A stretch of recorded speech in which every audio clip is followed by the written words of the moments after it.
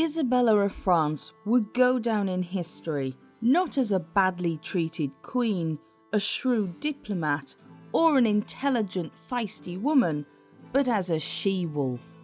This insult pushed aside the entire character of the medieval queen and left only a hollow caricature. In reality, only her adultery prevented her from being seen as a liberator of England. This is the real story of one of history's most well-known femme fatales. The exact date of Isabella's birth is uncertain, but based on chroniclers of the time, she was likely born around 1295 in Paris. She had illustrious parentage. Her father was Philip IV, King of France, and her mother was Joan I of Navarre, Queen of Navarre and Countess of Champagne in her own right. Her father Philip, nicknamed the Fair for his tall stature and good looks, was considered a silent, despotic king, once described as not a man or beast, but a statue. He was a feared and respected king who increased the wealth and land of medieval Europe's most powerful country, but was by all accounts devoted to his wife. Her mother Joan was a beloved and efficient queen consort of France, providing her husband with 3 surviving sons and 1 surviving daughter, as well as being demure and respectful in all regards. However, she was also a strong and capable leader of her domains, and repelled attacks not once but twice on her lands, also founding the College of Navarre in Paris. There's little doubt that Isabella would have grown up knowing what was expected of a queen consort, but also what a royal woman was capable of, and possibly the incorrect knowledge that all kings were like her father. Isabella appears to have been given a good education despite being female, and was taught to read. Although there is no evidence she learned to write, she would always have a love of books, and the fact she sent letters suggests she understood writing. Her life was also a privileged one, and she would have grown up with a strong sense of importance as the descendant of kings, queens and saints. She was betrothed from a very young age, however. Philip wanted only to make France stronger and guard his kingdom against the Flemish. There was a long-standing feud with England over territories that were now under France's crown, and Philip wanted to repair this, as well as prevent Edward I, King of England, from making an alliance with the Flemish. Suggested by the Pope, 2 marriages were agreed. That of Edward I to Philip's sister, Marguerite of France, and of Edward's son, Edward of Carnarvon, to Isabella. While the details of the proposal then dragged on for many years due to Edward I attempting to play for the best political match possible for his son, he finally agreed to the marriage in 1307, shortly before he died on the 7th of July of that year. Now Edward II of England, the new king had showed little interest in his bride, but could not afford to lose Gascony, the territory that would become England's again upon his marriage, especially as he now also faced conflict with Scotland. He sent envoys to France to prepare for the marriage in Boulogne. Like most royal women of the time, Isabella was described in glowing terms for her beauty, but there is no specific description of her, only that she resembled her father more than her mother. This suggests she may have been tall with blonde hair, and this is corroborated by 2 statues in Beverley Minster and Winchelsea Church in Sussex, said to be of her, which show a round-faced woman with curly blonde hair and high eyebrows. Unusually for the time, chroniclers also commented on her great intelligence. And perhaps this might have been the start of a great partnership between 2 royals, except that there was a 3rd person in this marriage. When Edward was about 15 years old, his father decided it was time he had some male friends, and one of those who joined his household was Piers Gaveston. Piers was the same age, handsome, had impeccable courtly manners, and had already been part of 2 military campaigns. He was also indiscreet, arrogant, and ambitious. And while he could be accused of sometimes being disrespectful to those above him, he charmed Edward. It was said the prince entered into an enduring compact with him, which has been taken to mean they entered into the medieval practice of blood brotherhood. While 2 young men being so close, especially in an era when men were often away together on military campaigns for long periods of time, wasn't unusual, the relationship between the prince and his new favourite was enough to draw comment. Many chroniclers contemporary to events suggest their relationship was more than mere brotherhood or friends, while some outright remarked Edward wanted to sleep with Piers. However, both men would also go on to marry and father children, and while this could simply be considered their duty, Edward also had at least 1 child with a mistress. Therefore, while modern historians remain divided on the subject, it seems highly likely from the evidence that exists that Edward and Piers were at minimum in a close friendship to the exclusion of all else, or possibly that they were gay or bisexual. But while in the 14th century anything other than heterosexuality was viewed as a sin worthy of severe and sometimes fatal punishment, it was actually Piers's exclusive access to royal patronage that was so distasteful to the nobles of the court. On the 25th of January 1308, the marriage of Edward and Isabella finally went ahead at the cathedral at Boulogne-sur-Mer. Isabella must have been pleased with her first sight of Edward. He had inherited his father's height at 6 foot and was described as handsome, strong, and had shoulder-length curly fair hair, beard and moustache. He dressed to impress and spoke Norman French as his mother tongue. The importance of their marriage was obvious by the guest list. No less than 8 kings and queens were present. There's no evidence they underwent the traditional bedding ceremony, but this could be as much down to Isabella's young age as to any possible disinterest on the groom's part.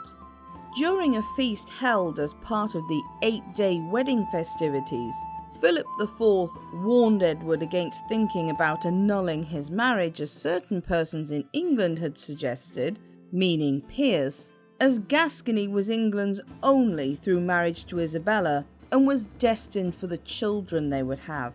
Isabella's first sight of England was on the 7th of February, when their ship finally landed at Dover.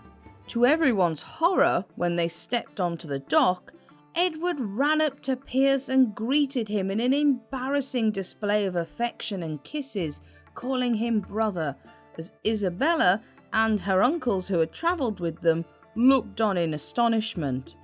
Whether or not Isabella knew of the rumours about her husband before her marriage is uncertain, but she would have been greatly offended by Edward showing his favourite more affection than herself. But the insults didn't stop there. Isabella soon found out that the income she expected to live on was non-existent, and there was no treasury money with which to dower her. On top of this, many of the jewels her father had gifted her and Edward with, as well as jewellery Isabella had brought as part of her trousseau, had been given to Piers by the English king. She found out when she saw him wearing some of it. An end was only put to it when she wrote to Philip, putting her fury down onto parchment, and her equally infuriated father demanded his new son-in-law put down in writing what he intended to give Isabella each year to live on. The fury of the nobility against Gaveston would only increase with the coronation of the royal couple. On the 25th of February 1308 at Westminster Abbey, the coronation of Edward II and Isabella of France went ahead, all organised, of course, by the king's favourite. As grand and full of pomp as the ceremony was, the royal couple were not the star attraction. Instead, Piers stole the limelight in what was probably the most insulting way possible. He arrived in a pearl-studded silk robe in imperial purple, a colour usually worn only by the monarch.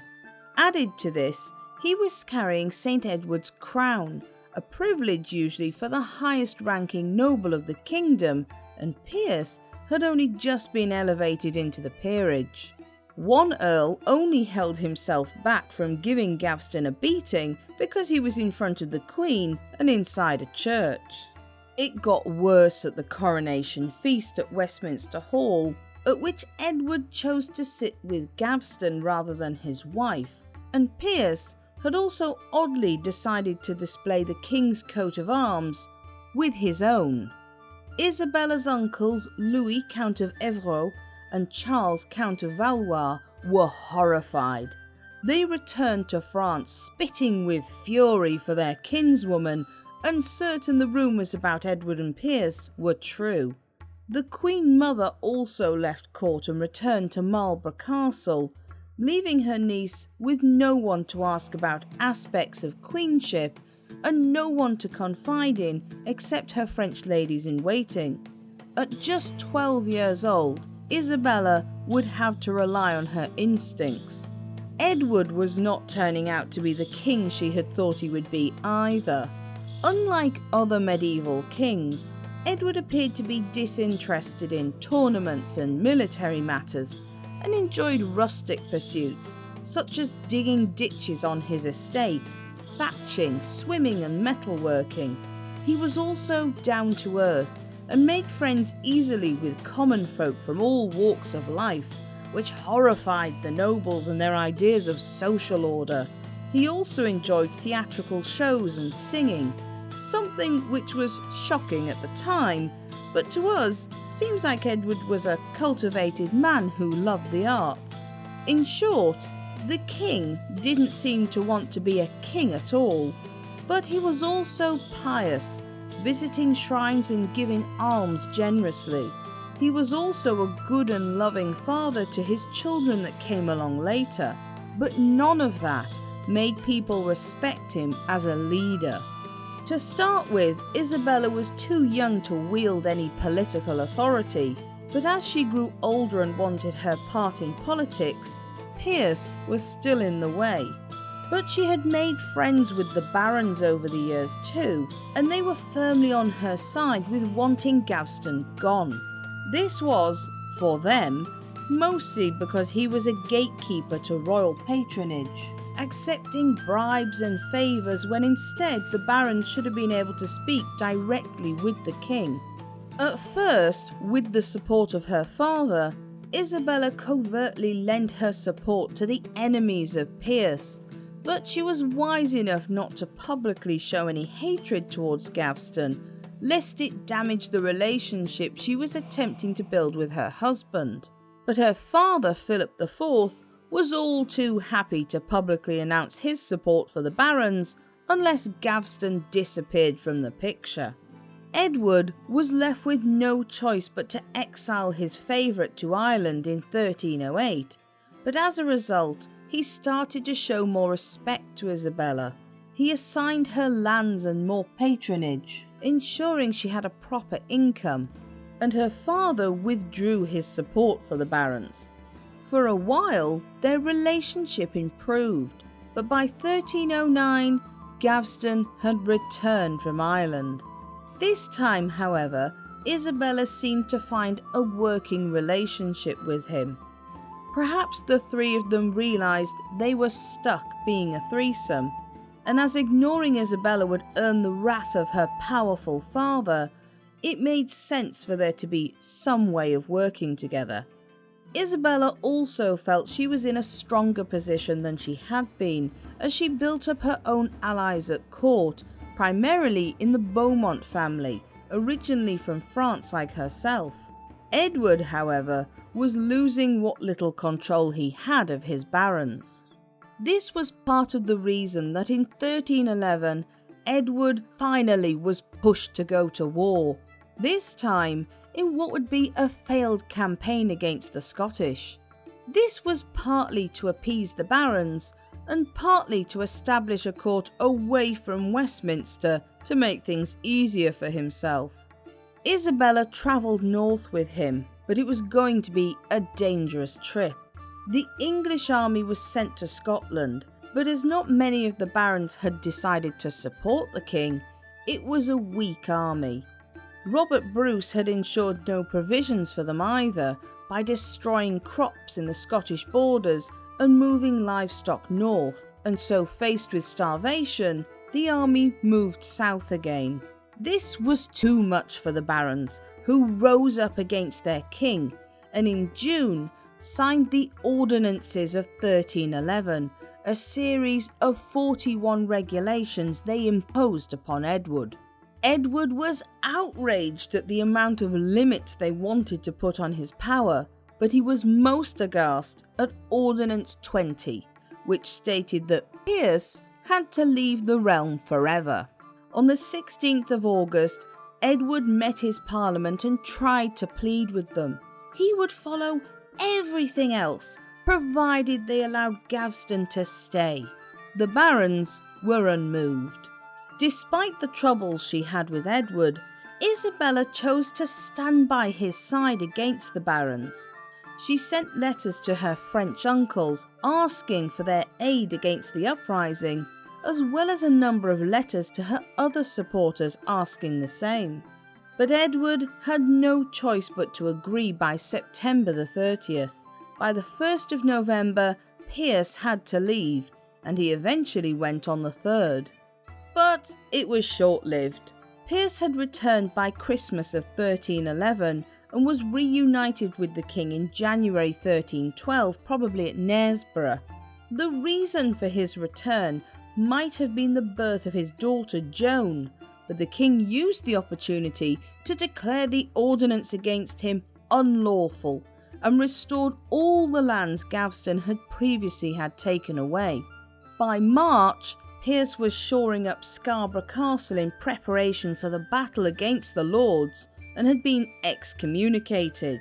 The barons had divided up the realm to oppose Edward and planned to capture Gaveston. Throughout all of this, Isabella stood with her husband, and in so doing, also with Piers. She would have agreed with Edward against the king being stripped of his royal powers above all else, and it's even possible that, having been pushed into his company so often, she found Piers an acceptable companion who was no longer threatening her position as he once had. She even went out of her way in December 1311 to send a gift of luxury foods to Gaveston's wife, Margaret de Clare, when she was pregnant, further proof of Isabella softening towards Piers. Isabella would soon be pregnant herself, the threat of war overshadowing what was otherwise a happy triumph of her queenly duties. In April, when the barons began to move north, Edward and Gaveston fled to Newcastle upon Tyne, leaving Isabella to follow at a slower pace, likely because of her pregnancy. She finally arrived around the 20th of April, but her husband sent her to Tynemouth Priory for safety, a place that would allow Isabella to escape by sea if necessary. However, on the 4th of May, the Earl of Lancaster's army had reached Newcastle, and Edward fled to York to raise support, while he left Gaveston back at Scarborough. They had fled by boat from Tynemouth Priory, and despite a tearful Isabella begging to go with them, Edward had refused. The Earl of Lancaster was her uncle, and there is proof he meant her no harm by way of a secret message which was sent to her assuring her of the same, and merely that they wanted Gaveston gone. But it seems likely that Isabella did not receive the message, as she left the priory in a hurry, leaving many of her possessions behind. By the 16th of May, she had rejoined the king, but it's not hard to imagine she was pretty angry with what had been her near escape, and the fact that the king was happy to leave her and his unborn child behind. Piers did not escape, however, finally being captured after he was stranded at Scarborough Castle. He was taken to Warwick Castle, condemned to death, and on the 19th of June, Guy de Beauchamp and Thomas of Lancaster took him out onto Lancaster's land at Blacklow Hill, where he was run through by 2 Welshmen. The favourite was dead. When Edward found out about Gaveston's death, his first reaction was anger coupled with grief. He swore bloody vengeance on those who had killed his beloved, and this would overshadow much of his life. But what did Isabella feel? We don't know her actual feelings, but by the 29th of June, she wrote a letter to her husband expressing sympathy and outrage for Pierce's death. It suggests she felt more strongly about the correct order of things than for her husband's favourites, at least for now. But her mind turned to other things, as in the autumn of that year she travelled to Windsor Castle to prepare for the arrival of her first child, and was joined by her aunt, Queen Dowager Marguerite. On the 12th of November, Isabella's labour began, and Edward rushed to Windsor to be present. In the early hours of the morning, on the 13th of November 1312, she gave birth to a much longed for son, who would also be named Edward. Isabella, now 17 years old, was secure in her position as Queen of England and mother to the heir to the throne, and her influence over Edward grew. But scandal was never far behind, and in 1313, Isabella and Edward travelled to France to drum up more support, as well as attend the ceremonial knighting of her brothers. The trip started out pretty well, with feasts and festivities, and Isabella's uncles put on a satirical puppet play for their guests. Afterwards, Isabella handed out silk purses she had made herself to her brothers and to their wives, her sisters-in-law. After returning home to England, Edward and Isabella held a great feast in celebration of their return in June of that year, and this feast included 2 French knights that had travelled back with them. To Isabella's dismay, she saw 2 of the silk purses, those given to her sisters-in-law Blanche and Marguerite, hanging from the belts of the knights.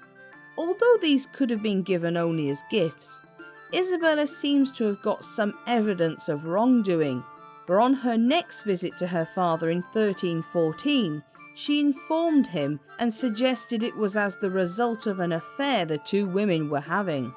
The result was that both would be thrown into prison for the rest of their lives, and Isabella's reputation in France suffered for it.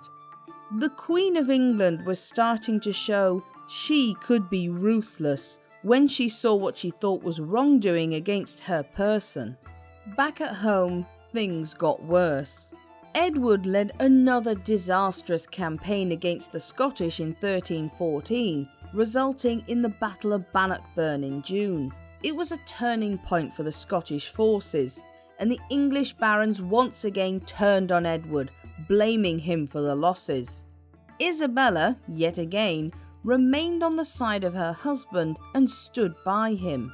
The most powerful of the nobles, the Earl of Lancaster, despite being her uncle, now saw Isabella as his enemy for this, especially as Isabella continued to grow her relationships with the Beaumonts, who Lancaster hated. He retaliated by ensuring that her income was severely cut, although this was also due to a changed situation in England affecting the economy. There were torrential rains that year that ruined the harvest, and this would continue for a few years, leading to the Great Famine of 1315 to 1317. On the 29th of November 1314, Isabella found out the sad news that her father, Philip, had died. Gone with him was also the stable support from France for England. In 1316, Isabella would give birth to her second son, John of Eltham. Unfortunately, not even this happy event could do much to improve the unpopularity of Edward II. Even his affable manner with the common people meant nothing now in the face of civil unrest, failing wars with Scotland, and unstable government. John Daedrus, a royal pretender to the throne, appeared and claimed to be Edward II swapped at birth.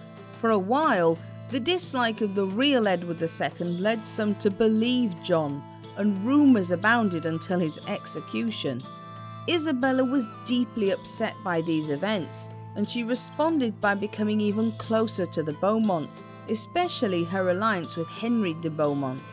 She also increased her role in politics, attending more council meetings and increasing her own land holdings. Her growing importance is clear, as in 1319, the Scottish general Sir James Douglas attempted to capture her at York for Robert Bruce. Once again, Isabella managed to escape in time, but suspicion fell on Lancaster for having helped with the attempted kidnapping.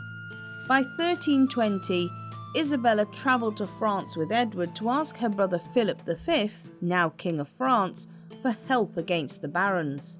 By now, Isabella had also given birth in 1318 to her first daughter Eleanor, and would soon have her fourth and final child, Joan, in 1321.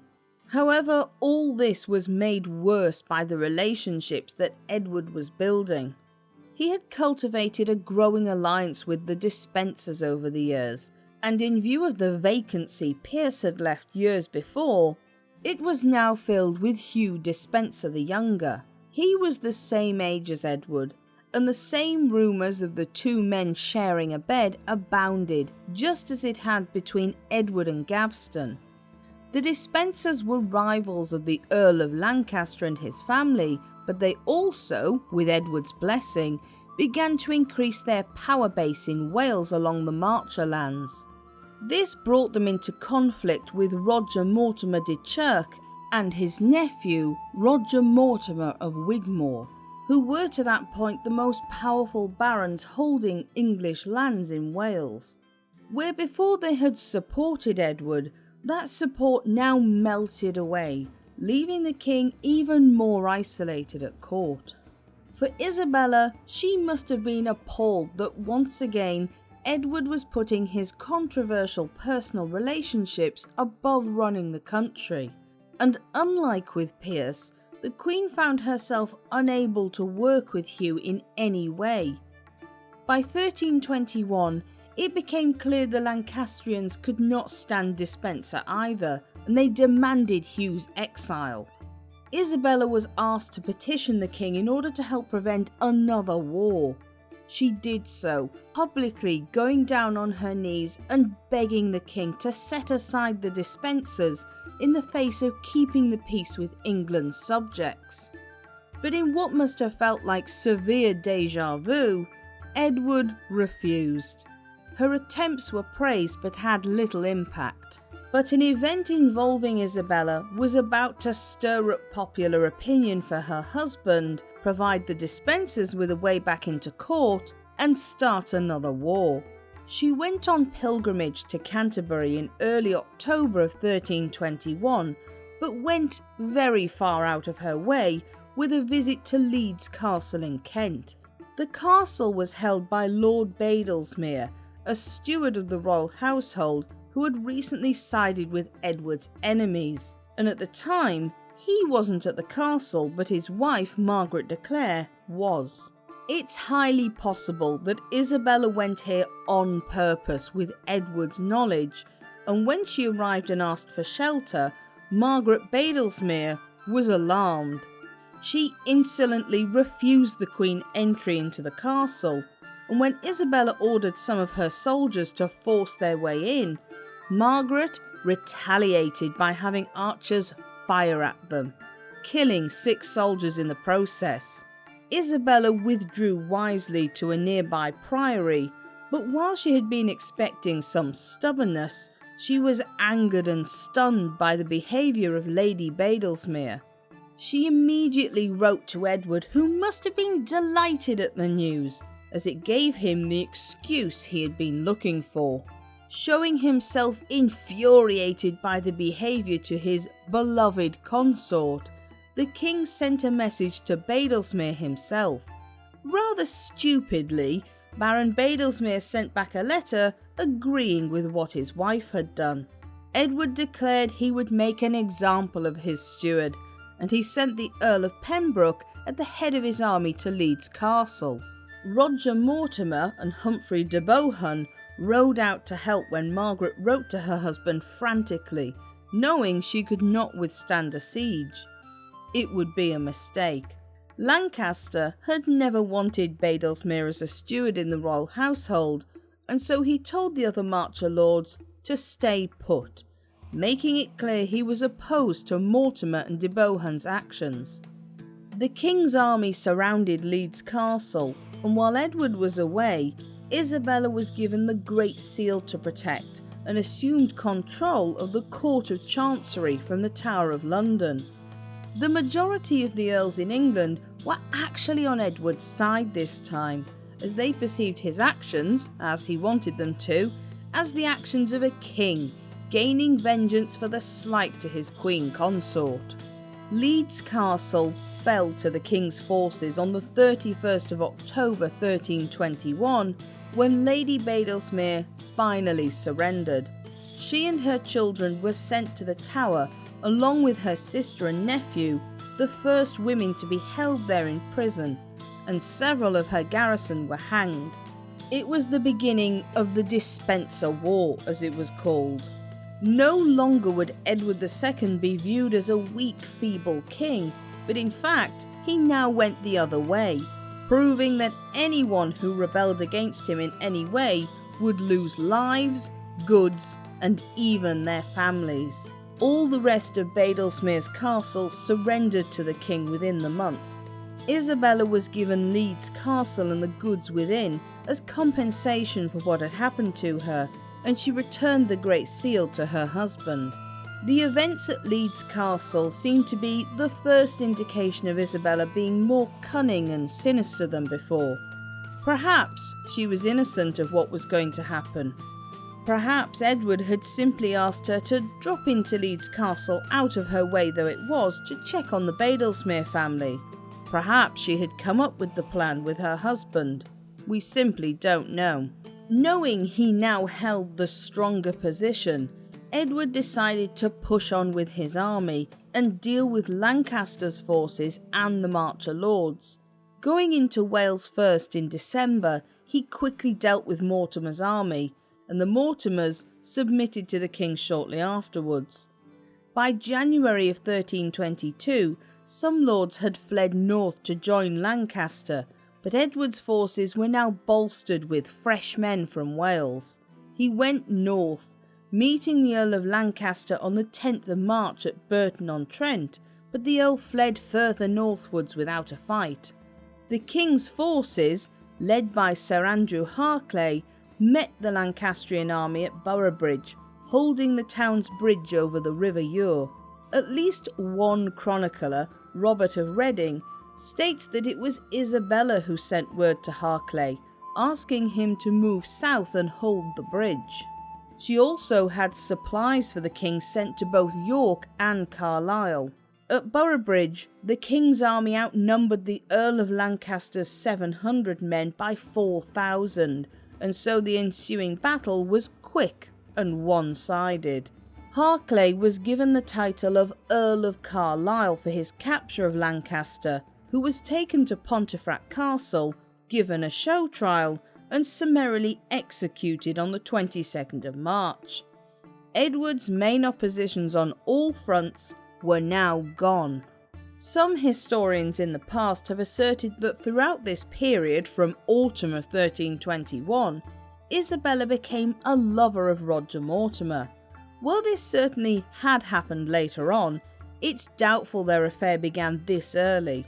At this point, Isabella seems to have been supporting her husband's actions fully, against both Lancaster and the Marcher lords. Mortimer also only appeared at court once, so they would hardly have had time to see each other. And from the time Edward had stormed into their lands, Mortimer had been in trouble. In January 1322, he was forced to submit to the king at Shrewsbury and was thrown into jail in the Tower. His goods and lands were confiscated, and his wife Joan was imprisoned with him. After the execution of Lancaster, Edward exacted bloody punishment on all of Lancaster's followers, beheading and killing many. When Isabella joined her husband at Pontefract Castle in April, she was probably horrified at the bloodbath taking place, and there is evidence she tried to intercede with the king for many of his prisoners. She successfully saved at least one of the barons, Lord Noville, but no others. However, Edward was going to cause another split between himself and his wife. The Despensers, who had fled abroad before the war began, were now invited back by Edward on the 8th of December 1321 under his protection. They had fought by his side over the next few months, with their return made official by the 11th of February. By the time Isabella arrived at Pontefract, Hugh Despenser resented her presence, and seeing how she wanted to save many of the prisoners, instead urged the king on with his tyrannical version of justice. In May 1322, Isabella and Edward travelled to York, where they would meet with the Parliament that would finally find the Earl of Lancaster's ordinances prejudicial to the crown. This would restore Edward's powers to their fullness. But although Isabella had remained steadfast and loyal throughout the campaign, and although she had urged her husband to stand up against Lancaster and his army, she was shocked by Lancaster's death. He was her uncle, and a member of the nobility. His death set a dangerous precedent. And yet it was not the king Isabella blamed, but Hugh Despenser for his encouragement of the punishment. The Queen's hatred of the new favourite of the king would be Edward's undoing. Edward was now in the strongest position he had ever been in as king. He had 4 children, including a healthy son as heir to the throne. He had a supportive queen who was popular and loved by his people, and he had rid himself of any political adversaries who threatened his rule. But his relationship with Hugh Despenser would prove to be a mistake. Isabella had come to England perhaps with romantic notions of her new husband being like her father, and had found Edward wanting. Nevertheless, the French princess had styled herself as a popular English queen, doing her royal duties without complaint and keeping her fury about Piers Gaveston only in private letters. She had found a way to work with her husband's first favourite, despite the strain it must have placed on her marriage, and she had supported his wars.